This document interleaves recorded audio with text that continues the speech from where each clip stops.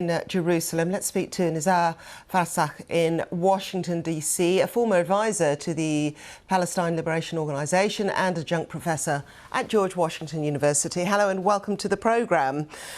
I'd like to start off first with your thoughts on events over the last 24 hours.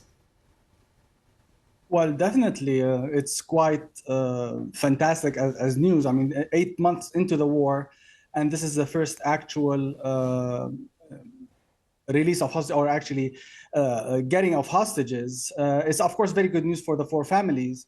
However, apparently there was just news now that 3 other hostages, Israeli hostages, one of which has American citizenship, was also killed. So what's unfortunate and what's tragic about this war is some lives are more important than others. And that's very, very unfortunate. As you said, like there were over 200 Palestinian deaths. Yeah, that is a claim, isn't it, that we're seeing time and time again, certainly on media, on paper media, on social media as well. What do you make of this strategy by Israel, the cost, the collateral cost that Palestinian people are having to pay? It's not sustainable, is it? Of course not. It's not sustainable. But unfortunately, there is that school of thought of which Benjamin Netanyahu is the representative of, that Israel is going to live by the sword, and there is no way but to continuously have wars and have the use of force in order to keep Israelis safe.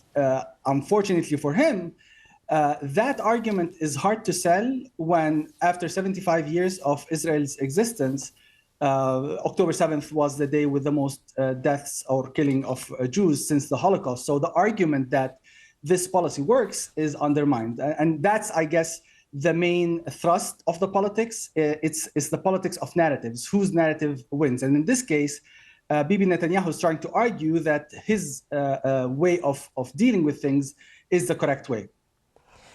There seems to be a lot of division in Israel and within the coalition government over the day after. What happens to Gaza once all of this ends?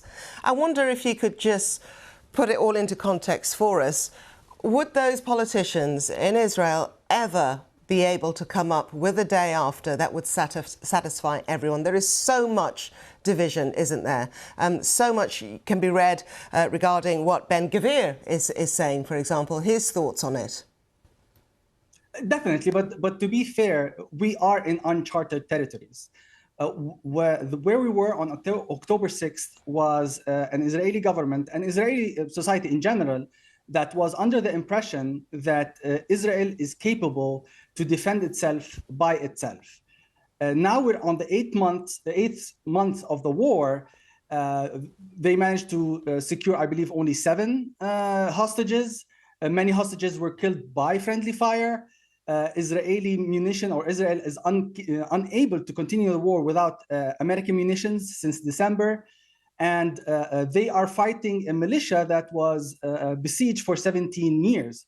So the challenge that all Israeli politicians have is to reignite or make the Israeli public believe that they are indeed capable of defending themselves. And that is going to take years. And therefore, nobody can really answer what the day after is going to look like, because we are in uncharted territories.